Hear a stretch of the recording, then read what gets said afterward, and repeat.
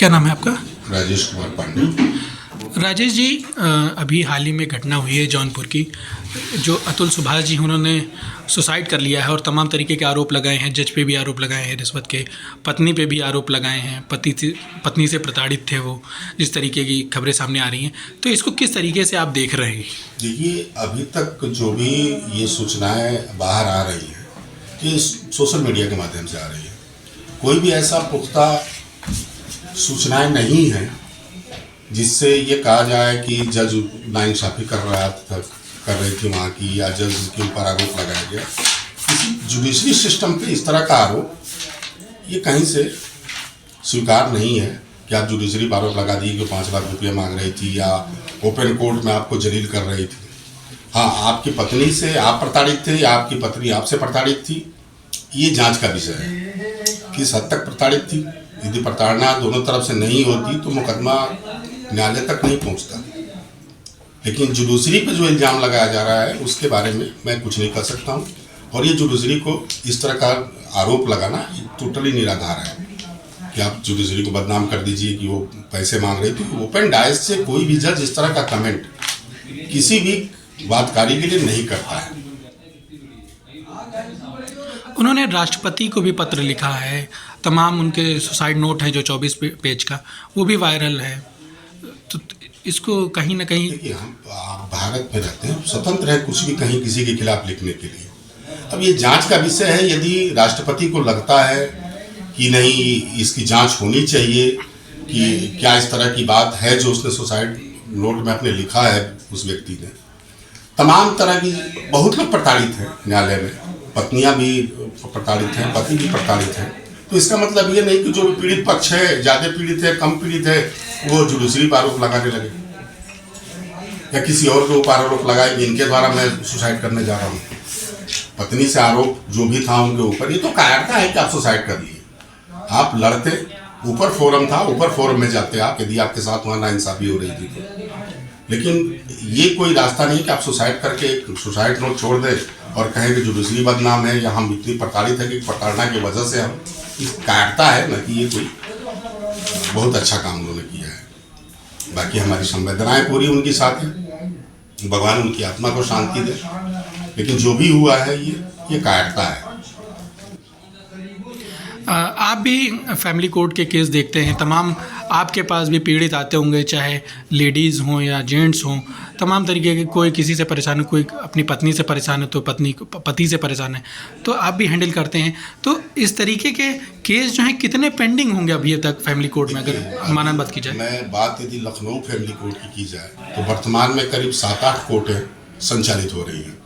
फिर भी 2-2, 3-3 महीने की डेटें मिलती हैं, पेंडेंसी इतनी ज़्यादा है कि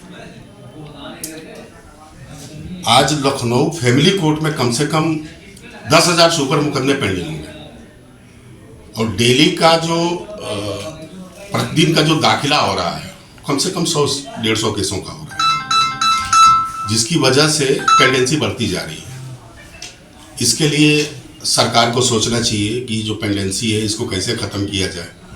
हमारे माननीय उच्च न्यायालय इस पर त्वरित कार्रवाई कर रही है कि पेंडेंसी को ख़त्म किया जाए, और जो भी वैवाहिक मुकदमे हैं, जो भी फैमिली के पारिवारिक मुकदमे हैं, उनको त्वरित निस्तारण किया जाए, जिससे इतना लंबा मुकदमा ना चले, जिससे दोनों पक्षों में कोई अवसाद उत्पन्न हो या कुछ ऐसा हो जिसकी वजह से कोई गलत कदम उठा लिए, जैसे कि जौनपुर वाले मामले में हुआ। तो त्वरित निस्तारण होना चाहिए, जिसके लिए हमारी माननीय उच्च न्यायालय से लेकर के माननीय सर्वोच्च न्यायालय तक एक्शन प्लान बनाया जा रहा है, जिसकी वजह से जो पेंडेंसी मुकदमे हैं, जो पेंडिंग हो चुके हैं, इतने लंबे समय से पेंडिंग तलाक के मुकदमे पड़े हुए हैं, गुजारा भत्ते के मुकदमे पड़े हुए हैं, जिनका निस्तारण नहीं हो पा रहा है, उसका निस्तारण त्वरित होना चाहिए। तो हमारे पास ही एक मुकदमा है, उसका पति मर्चेंट नेवी में बहुत ही अच्छी पोजीशन पे है, इंजीनियर, चीफ इंजीनियर के पद पे है, उसकी सैलरी लगभग 15-20 लाख रुपये महीने है, और अपने 3-3 बच्चों को छोड़ करके उसने दूसरी औरत से शादी कर लिया। वो औरत, आज वो लेडी की स्थिति ये है कि दर अपने बच्चों को भीख मांग करके पढ़ा रही है, किसी तरह उनको खिला पिला रही है, और वो लखनऊ में ही अपनी दूसरी पत्नी के साथ आराम से रह रहा है। माननीय फैमिली कोर्ट ने आदेश भी किया कि बच्चों को और पत्नी को गुजारा भत्ता दिया जाए, जिसपे 66 लाख रुपए की रिकवरी है, लेकिन पति ने आज तक एक सिंगल रुपया पत्नी और बच्चों को गुजारा भत्ता के रूप में नहीं दिया है। जी। तो वो महिला भी तो पीड़ित है, तो इसका इलाज थोड़े है कि वो भी सुसाइड कर ले, तो फिर उन बच्चों का क्या होगा। वो इस कदर पीड़ित कर चुका है अपनी पत्नी को कि जिस मकान में वो बच्चे वो रहते थे उसको भी अपनी दूसरी पत्नी के नाम ट्रांसफर कर दिया है, और उस दूसरी पत्नी ने उस मकान को खाली करने का भी मुकदमा उसके ऊपर डाल रखा है। लेकिन आज तक वो कोई नहीं सोचता है कि हमारे 3 बच्चे हैं, हमारी पत्नी है, वो कैसे जीवित है, वो दूसरी पत्नी के साथ आराम से रह रहा है। तो पीड़ित तो पूरा समाज पड़ा हुआ है। उसमें आपकी तरफ से क्या उनके केस लड़ा जा रहा है, किस तरीके की हमारी तरफ से गुजारा भत्ता का मुकदमा है, मेंटेनेंस जो अवार्ड हुआ है उसके रिकवरी के लिए हम लोग कोशिश में लगे हुए हैं, और न्यायालय भेज रही है रिकवरी पत्र स्थानीय थाने को, लेकिन थाना भी उस तरह की कोई कार्रवाई स्थानीय पुलिस नहीं कर रही है, जिसकी वजह से रिकवरी नहीं हो पा रही है। तो जीवन यापन कैसे हो रहा है? बच्चे उनके तो पढ़ते होंगे, किस तरीके से केस लड़ रहे हैं? कॉलोनी के लोग उसकी सहायता करते हैं। यहाँ जब वो आती है तो मैं उनको आने जाने का खर्चा देता हूँ, बल्कि उनको घर पे कुछ राशन पानी के लिए भी मैं, हमारे मित्रगण जैसे दीपक त्रिवेदी साहब हैं, ये भी उसको हर तरह से फाइनेंशियल रूप में मदद करते हैं, आर्थिक मदद हमेशा करते रहते हैं, हम करते रहते हैं। और इसकी इस तरह वो अपने बच्चों को पाल रही है, पढ़ा रही है, सब कुछ कर रही है। कम से कम 10-5 घरों में वो झाड़ू पोछा बर्तन करती है। कॉलोनी वाले उसको देते रहते हैं उसके बच्चों के लिए, उसके लिए न्यायालय आती है तो हम लोग यहाँ जो बन सकता है उसके लिए करते हैं, लेकिन उसके पति उसके बारे में नहीं सोच रहा है। आप लोगों ने बात करने की कोशिश की उनके पति से? उसका पति कभी बात करने को तैयार ही नहीं हुआ। वकील के माध्यम से पूरा मुकदमा लड़ रहा है वो। और कोई 1-2 घटनाएं जो एक घटना और है हमारे पास, एक पीड़ित पति भी है बहुत बुरी तरह। ऐसा नहीं कि एक ही तरफ से पीड़ित है, उनकी पत्नी अपने आप को तथाकथित वकील बताती हैं, प्रैक्टिशनर वकील है, और उसके और उसके परिवार के ऊपर उन्होंने इतने झूठे मुकदमे दायर कर रखे हैं। मात्र 6 महीने की शादी के बाद सारा खेल चालू हो गया, और उनके कोई सगे संबंधी हैं जो उत्तर प्रदेश पुलिस में इंस्पेक्टर के पद पे हैं, जिसका अनुचित लाभ उठा करके उसके ऊपर कई तरह के मुकदमे करा दिए गए, और बेचारा परेशान है। उनकी तरफ से इतनी ज़्यादा डिमांड है कि इतना पैसा दो तो हम तुमको तलाक दे देंगे, वो उसके पास उतना है नहीं कि वो दे करके तलाक ले सके, इसलिए न्यायालय में मुकदमा लड़ रहा है। पेशी हो रही है। मतलब उनके जो रिलेटिव हैं पुलिस विभाग में, वो भी इंटरफेयर कर रहे हैं उनके मुकदमे। उनके इंटरफेरेंस के थोड़े होगा, इतना जबरदस्त इंटरफेरेंस है कि यदि ये कुछ भी करता है तो उसके खिलाफ और उसके पूरे परिवार के खिलाफ 3-3, 4-4 FIR दर्ज करा दी गई है। झूठी FIR, जिसका कोई लेना देना नहीं है। लखनऊ में ही तैनात है या फिर कहीं बाहर? ये इसका पूर्णतः हमको ज्ञान नहीं है, लेकिन है उत्तर प्रदेश पुलिस में ही है। कहाँ तैनाती है इसके बारे में नहीं बता सकता हूँ, क्योंकि ये जो भी है मेरे क्लाइंट द्वारा बताया गया है कि उनके कोई निकट रिलेटिव है जो कि पुलिस में है, जिसके द्वारा सारा इंटरफेरेंस हो रहा है। तो मतलब कुल मिला के चाहे पति हो तो अपनी पत्नी से पीड़ित है, पत्नी अपने पति से पीड़ित है, तो आखिर क्या समस्या, मतलब क्या ज़्यादा किसके, मतलब क्या वजह क्या आ रही है इस निकल के सामने? आजकल का है ना, पति पत्नी के अंदर स्वाभिमान बहुत तेजी से टकरा रहा है। एक तो लड़के को भी वैसी लड़की चाहिए जो काम करने वाली हो, जो पैसा कमाने वाली हो, और पत्नी को भी, लड़की को भी ऐसा पति चाहिए जो हाई फाई सोसाइटी अटेंड करता हो, अच्छी नौकरी में हो, अच्छा पैसा कमाता हो, जिसकी वजह से दोनों के ईगो क्लैश होते हैं कि ये तुम करो, ये हम करें, ये हम ही क्यों करें, तुम क्यों नहीं करोगे। और उसके बाद जो ये एकल परिवार होता जा रहा है ना, माँ बाप के प्रति, अब लड़का, आजकल के लड़के थोड़ा सा अपने माता पिता के प्रति ज़्यादा संजीदा होते जा रहे हैं। लड़कियां जब उस घर में आती हैं तो वो लड़का चाहता है कि हमारे माँ बाप को भी वो उतनी ही इज्जत दे, लेकिन वो नहीं हो पाता है। अच्छा, माँ को भी, जो लड़के के माँ बाप हैं उनको भी कमाऊ बहू चाहिए, लेकिन घर का पूरा काम भी चाहिए। तो ये बहुत सारी चीज़ें हैं। उसके बाद लड़की के घर वालों का प्रतिदिन का इंटरफेरेंस, फ़ोन से कि क्या हो रहा है क्या नहीं हो रहा है। तो सोशल मीडिया भी और ये जो फ़ोन आजकल इतना विकसित हो चुका है ना कि हर बात का वीडियो कॉल, और वो ऐसा क्यों, सारा काम तुम ही क्यों करोगी। तो ये बहुत सारी चीज़ें हैं जिसकी वजह से तलाक के और फैमिली मैटर के मुकदमे बढ़ते चले जा रहे हैं। लेकिन ऐसे बहुत सारे हम मुकदमे किए हैं जिसमें लड़का या लड़की दोनों उस पोजीशन पे आ गए हैं कि वो आत्महत्या करने की स्थिति सोचने की उनकी आ गई थी। लेकिन चूंकि काउंसलर, फैमिली कोर्ट और हम लोगों द्वारा उनको समझाने पे, उनको बताने पे कि नहीं, इसका सॉल्यूशन ये नहीं है, इसका सॉल्यूशन है कि आप एक निर्णय लेकर के मुकदमे को लड़िए, या दोनों को यदि नहीं रहना है साथ में तो एक पीसफुल तरीके से भी अलग होने के रास्ते होते हैं। बहुत सारे हमारे ऐसे मैटर हैं जिनमें हमने दोनों को बैठा करके, वो लड़के पक्ष लड़की पक्ष के दोनों तरफ के वकील मिल करके और मैटर को हम लोग उस मामले को सुलझा लेते हैं और आपसी सहमति से दोनों प्रेम से अलग हो गए हैं। मामला वहाँ होता है कि हम साथ में भी नहीं रहेंगे और तलाक भी नहीं देंगे।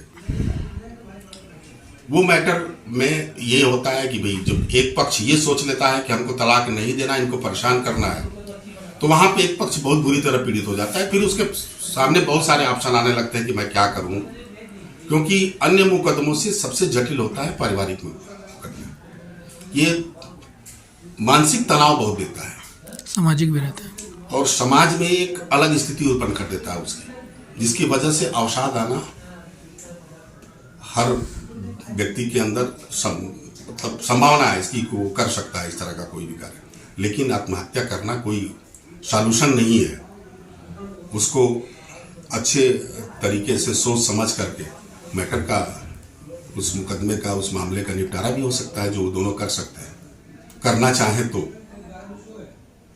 हमारे पास एक मुकदमा था, सरकारी सेवा पे थे, उनकी पत्नी, लव मैरिज उनकी शादी थी, इंटरकास्ट मैरिज थी, लेकिन धीरे धीरे पत्नी की इच्छाएं इतनी बढ़ती गई कि दोनों में विवाद उत्पन्न हुआ। दोनों फैमिली कोर्ट आए।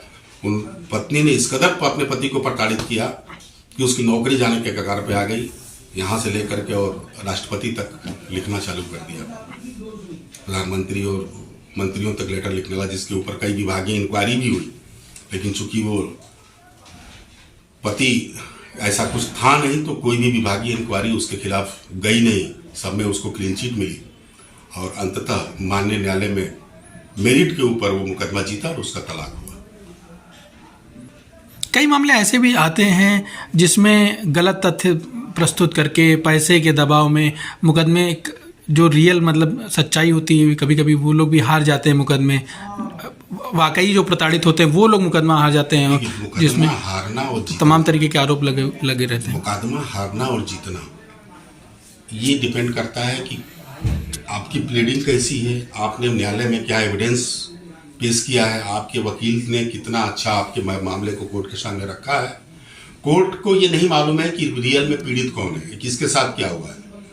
कोर्ट जाकर के घर पे नहीं देख रही है। कोर्ट के सामने, न्यायालय के सामने जो भी एविडेंस आते हैं, जो भी तथ्य रखे जाएंगे, जो भी फाइल पे होगा, जो भी एविडेंस प्रस्तुत किए जाएंगे, उसको देख के ही वो निर्णय लेता है कि कौन सा पक्ष पीड़ित है, कौन सा पक्ष पीड़ित नहीं है और किसके पक्ष में फैसला होना चाहिए। न्यायालय को बदनाम करना और न्यायालय को ये कह करके कि नहीं न्यायालय ने घूस लेकर के और पैसा लेकर के मामले में ऐसा निपटारा कर दिया है, ये संभव नहीं है। केवल फैमिली कोर्ट ही नहीं है, उसके ऊपर भी फोरम बने हुए हैं, जहाँ यदि बेईमानी हुई है, आपके एविडेंस को अनदेखा किया गया है, तो ऊपर भी न्यायालय है। तो क्या ऊपर से नीचे तक जुडिशरी बेईमान थोड़ी बैठी हुई है? ये तो हम और आप जुडिशरी को बेईमान कर रहे हैं, बेईमान बता रहे हैं और बेईमानी करा रहे हैं, लेकिन ऐसा कुछ नहीं है। एविडेंस क्या है कोर्ट के सामने, किस तरह के फैक्ट रखे गए हैं कोर्ट के सामने, कोर्ट ये देख के डिसीजन देती है। अब कौन सही है कौन गलत है ये कोर्ट देखने नहीं जा रही है। कोर्ट के सामने क्या है, कोर्ट उस फाइल को, उस रिकॉर्ड को, एविडेंस को देख के डिसीजन देती है कि रियल में दोषी कौन है और किसके पक्ष में फैसला होना चाहिए। कोर्ट को फैसला सुना देती है। अभी उस फैसले से कोई भी पार्टी संतुष्ट नहीं है तो उसके ऊपर भी फोरम बने हुए हैं, आप वहां जाइए, बताइए कि गलती हुई है, कोर्ट देखेगी। जो जौनपुर का मामला है, उनके पास अन्य रास्ते भी अभी वो ऊपर के फोरम पे जा सकते थे, अपनी बातों को वहां रख सकते थे कि हमारे साथ ये गलत हो रहा है। अब मैंने सोशल मीडिया के माध्यम से सुना कि कई सौ डेटे लगाएंगे जिसमें 80 डेटों पे अपीयर हुए। महिंद्रा कंपनी में आर्टिफिशियल इंटेलिजेंस में जीएम या एजीएम के पद पे थे।